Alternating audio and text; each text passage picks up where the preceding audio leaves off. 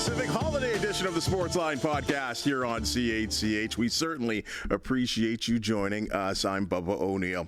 Folks, the depth of talented athletes, coaches, broadcasters, and executives in the Golden Horseshoe region, it's endless. Today, a hard worker that has enjoyed success in the media business outside of this network, but now he's ours. To make it in this sports media business requires a whole lot of dedication, meaning miss fun with families, friends, sacrifices with your partner. Even with those sacrifices accepted, it does not guarantee that you will achieve your dream. Some work odd jobs, some travel to outer reaches of the country just to make a living. Many, like myself, worked on local cable TV and made pastas and stir fries at a sports bar to pay the bills. Folks, the man you see here, a lot of question marks. We know very little about him, but at one point, he would do anything to be noticed. Bautista!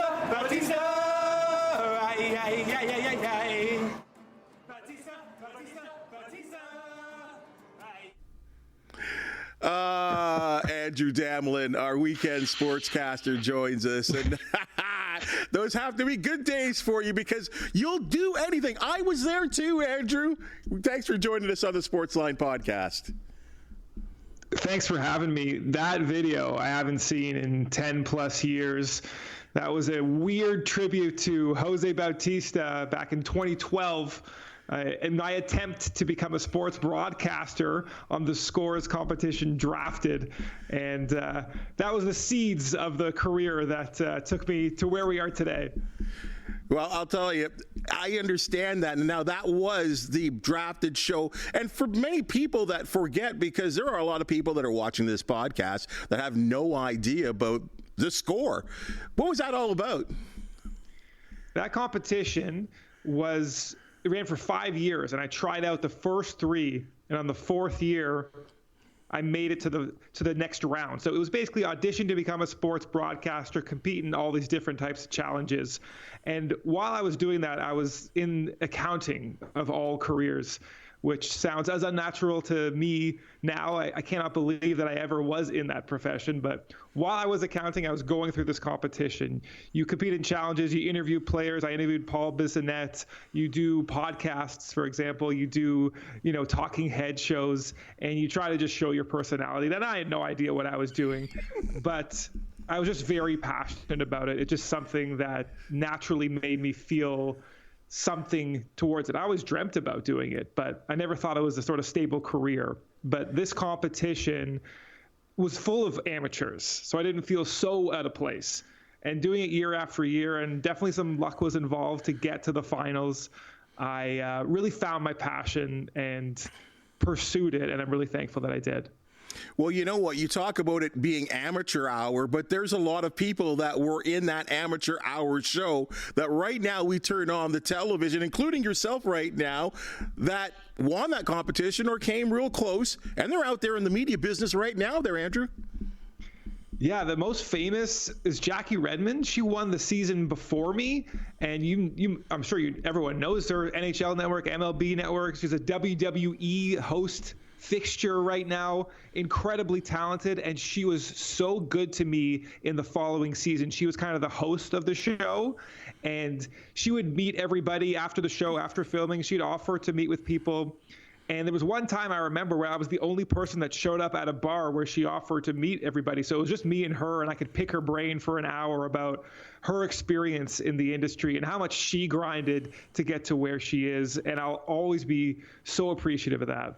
I think of one of the judges out there, Cameron Stewart. I mean, Cam and myself, we kind of came up at Sportsnet at the same time, so I always appreciated what he did there. Even our own Phil Perkins at one time, who used to be one of our 6 o'clock anchors on CHCH, he had his hat in that as well, too. And it just goes to show you, I mean, and I think people don't understand this, especially with the closed media market that we're in right now. Becoming a sportscaster right now, or having an opportunity to work at a network and do sports, it's minute compared to so many other media jobs out there. Yeah, it's shrinking and shrinking, and you really got to keep on doing more and more yourself while I was trying to do my on-air stuff, what I started doing in 2017 this is me in 2018, actually, in Cleveland. Amazing that you found this video. This was game 4 of the Raptors and Cavaliers. The Raptors had just gotten swept, and there I was in Cleveland shadowing our TSN crew on my own dime. And this is me doing my own stand-ups at Raptors 905 games. I bought a tripod. I bought ill-fitting suits, poorly tied ties, and I filmed myself at Raptors 905 games just trying to get the reps in, trying to get my press pass. This might be the second one right now that you're looking at that I ever did. I should probably comb my hair. And again, my tie game has certainly improved over the years. But it was all me trying to put this thing together, trying to get some reps in. There was no camera person. There was no one helping me, and there certainly wasn't much money in the little reports that I was doing. And man, Bubba, the fact that you brought this all up is so incredible. It's just all these memories are rushing back to me. But it was an incredible experience, just getting my reps, talking to anchors, getting them to look at my demo reel, giving me tips, being brutally honest with me, because I was not good at this. I still sometimes feel like there's so much work for me to do. And there definitely is, but that was just me grinding. All those clips was me grinding and me doing it all myself. And we've all been there, and I'm still there. I think we're all there. I think we're always there for our career. We're all looking for that perfect sportscast where everything goes right, where you're good and you're entertaining and the video and everything matches. It's just, I think we're in constant pursuit of that, because that's the one thing I've always heard from people. Like, do you ever watch yourself? And you have to kind of tell yourself, even in the most vain way, yes, I do, because that's the only way that I can improve. And it's hard to kind of translate that to people. And I know even for myself, still to this day, 30 years in the business, that, sometimes I watch myself, I'm like, ew, ugly, awful. Do you do the same? The best advice I got is when the first time you do something, it's going to be bad. Just accept that it's going to be terrible. And maybe my first live hit for CHCH wasn't terrible. I thought it went okay, but I didn't understand the complexities of the delay. And so with each highlight that I read, there was like 3 seconds of silence that I didn't know was happening, because I was just sort of standing there without looking at a monitor, and I'm like, oh boy. And then afterwards, after beating myself up a little bit, I realized you didn't know what you didn't know. You didn't know this was the deal. You didn't know that you could just continue to talk and it would look okay. So the first time, it's always going to be terrible, and probably the next 50 times, it's not going to be great either.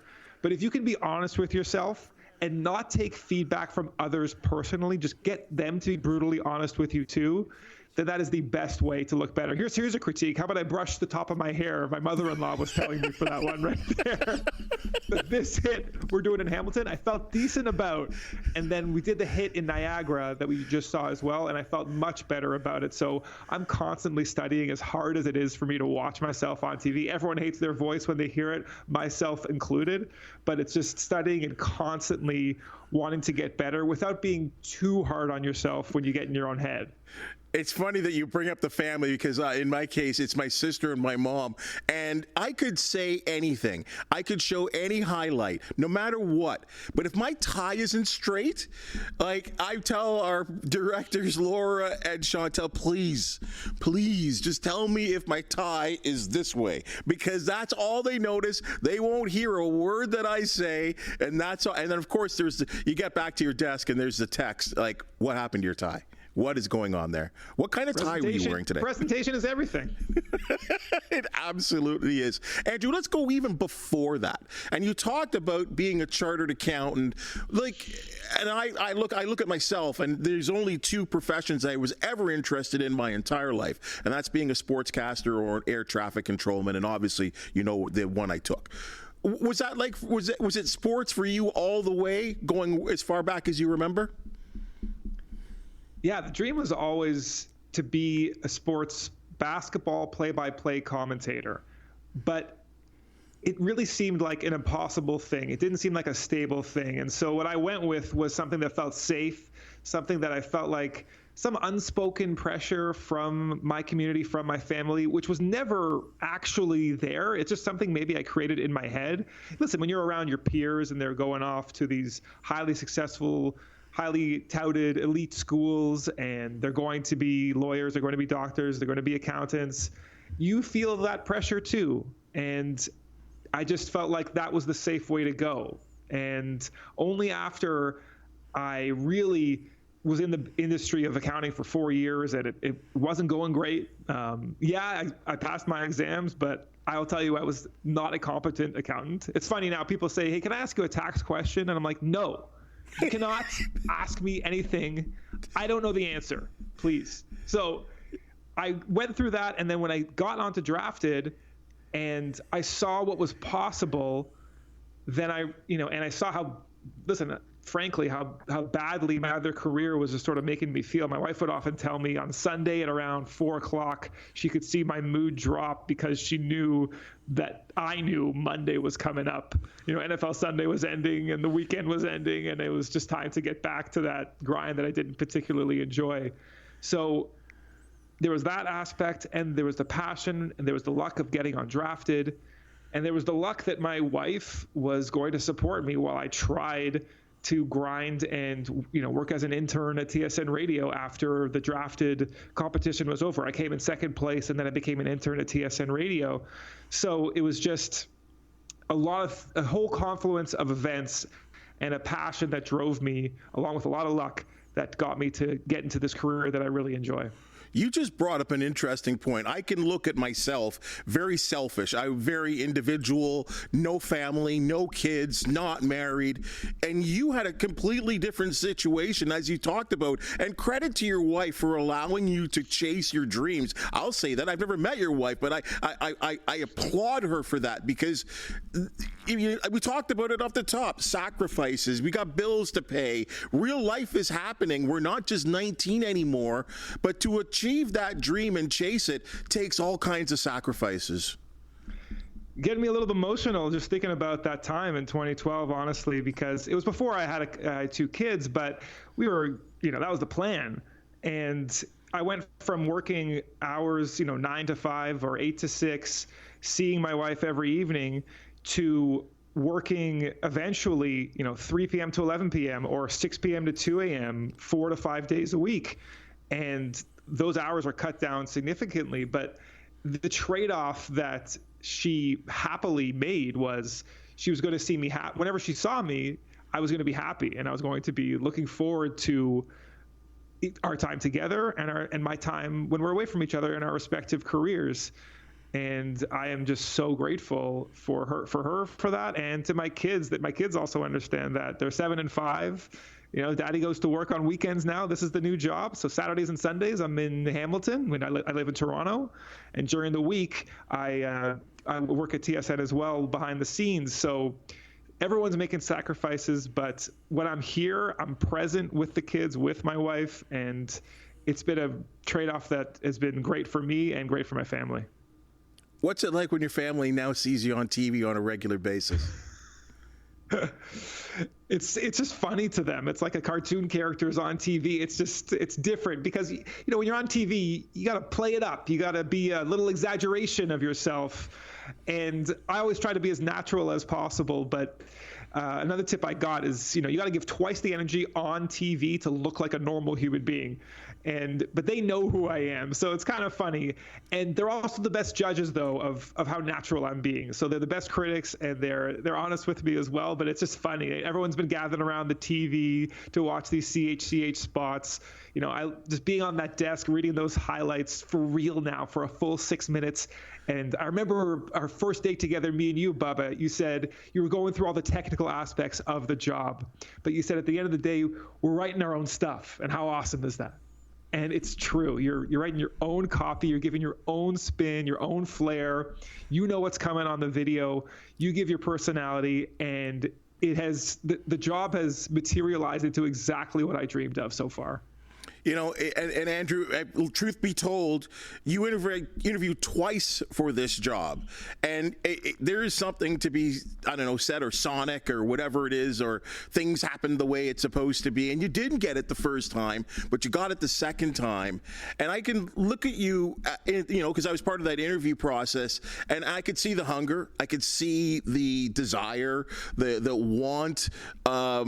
there are people in this business that just read highlights. You know this, I know this.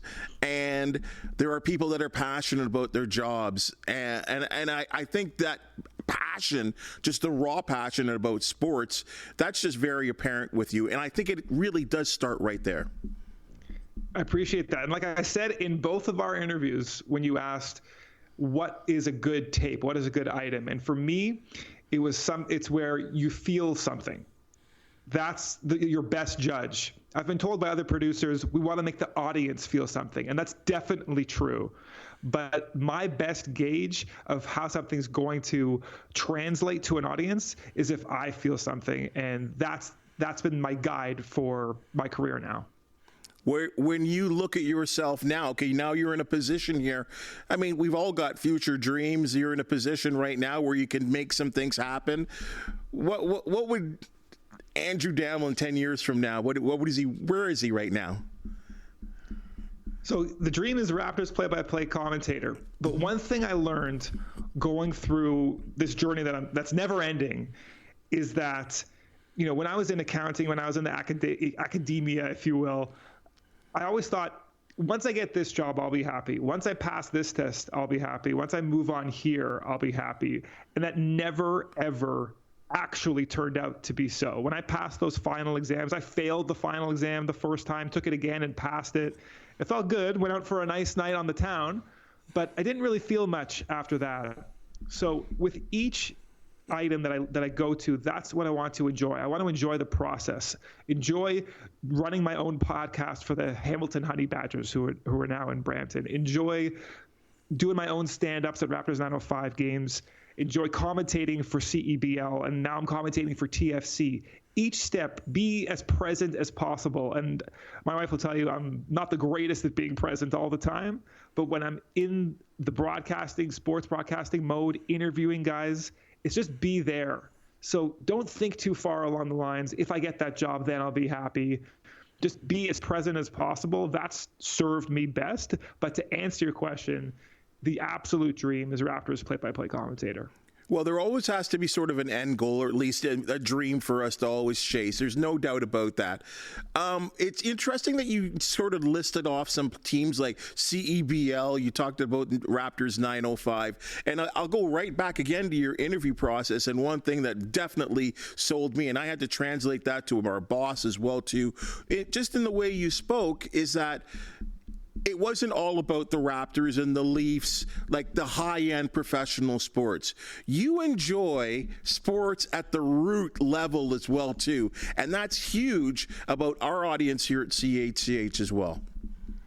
Yeah, I didn't know that that's what I wanted to do, or that's what I would love to do. But Dan Gladman, producer of the Raptors broadcast and now producer of the CEBL, said, if you want to get into this industry, go cover the Raptors 905 first.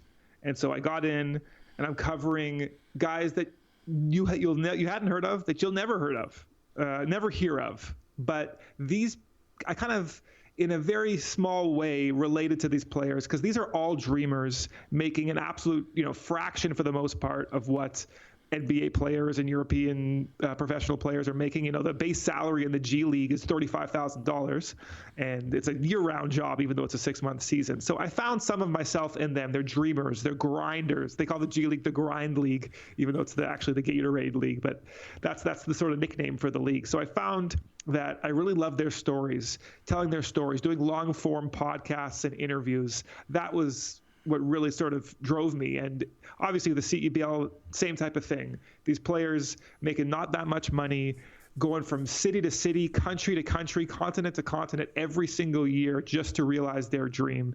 And like I said, I felt something when I followed these guys around. I think that's because it is about amateur sports, and as you talked about it, now though that's kind of a semi-professional, a professional kind of league. But you're so right. Many of those guys may play in 2 or 3 leagues in a year, right? And that could be similar to you working at 2 or 3 stations or doing some freelance jobs. And I like the fact that you kind of equivalate the two of the athlete and the broadcaster, because they work in union. We do know that we have to help them, and they need to help us as well supports you in so many of those situations, and I think that's outstanding. Now, you talked about basketball. I'm just gonna be honest here. That's your favorite sport, is it not? Could you tell? Yes, definitely basketball. There are other, listen, I've covered so much of it. It's just ingrained in me. Mm-hmm. Why? What is it? Did you play? First of all, if people don't know, the guy is 6'6", I think. 6'6". 6'5". Oh, sorry, I missed my niche. But did you play?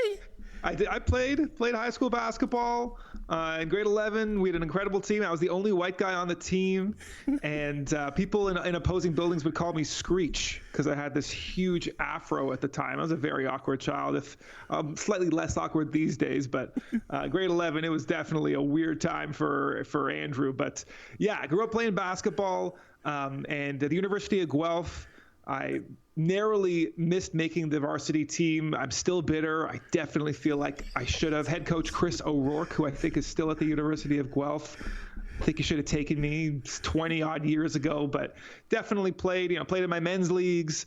I think a couple years ago was my last competitive game, and now it just hurts too much. Ever since you turn 40, it just hurts to play basketball. So now I'm trying other ways. It's unfortunate because it was really the best way to feel like to be competitive and play basketball. But I digress. Definitely basketball. The point is that basketball is my number one sport, playing and covering. Well, it certainly does go back to those days. Hey, Laura, can you go full on me for a second? There's that high school picture over my shoulder there of me there, like that. And for you, it's kind of the same thing when you talk about those dreams of like wanting to play and building that passion for the sport. Hey, you're at CHCH now. What's this experience been like for you? It's been incredible. It's been a whirlwind.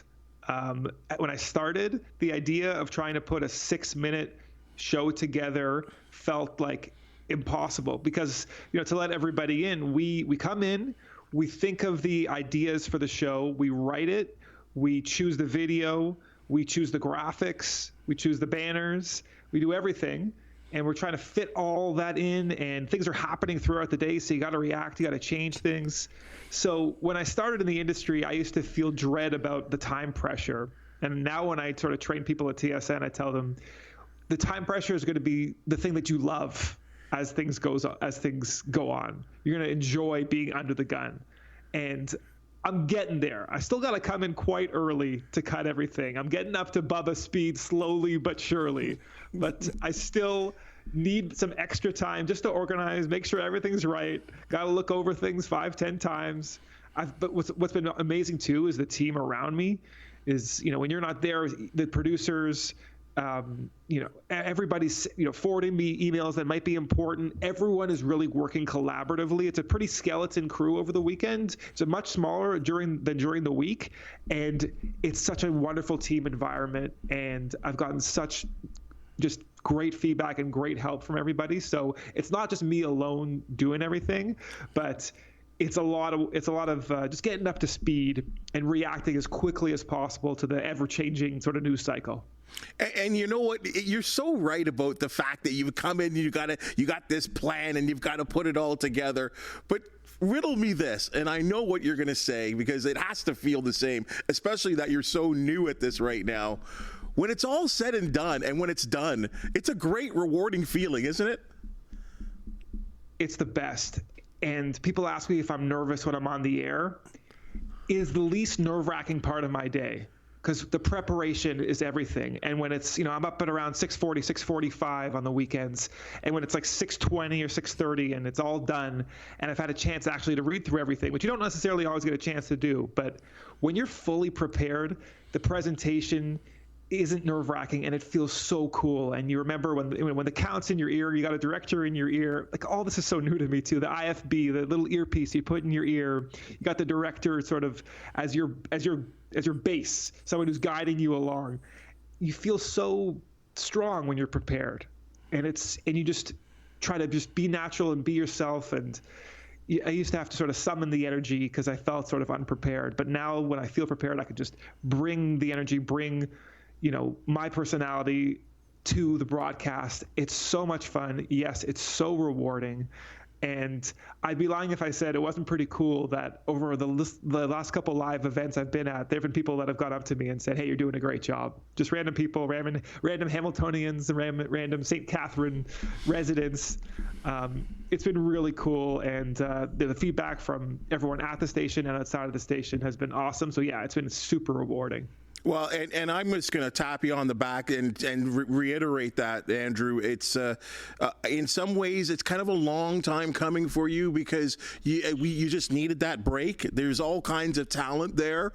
We had a real good gig with Brienne, who was before you, and now she's in Halifax, and the door opened for you. You jumped through it. You're taking it to another level, and I think that's what it's all about. It's not like topping anyone. It's just doing your thing, being yourself as you said you are, and you're doing it well. Every single person I've talked to, hey man, wow, like he's really good, right? I don't know why people are so surprised, but he's really, really good. And like, you're comforting. As you well know, you become part of people's lives, when you're watching the newscast, right? That's just what happens. People are religious about this station and are watching, and they want to be informed. They want to be a little bit entertained as well too, and you're doing a wonderful job, and there's really nowhere else to go but up. So I say congratulations to you. I'm so glad you're part of the team. It's a real good trusting factor for me, for a guy that works the 5 days, that the guy who's doing the weekend and then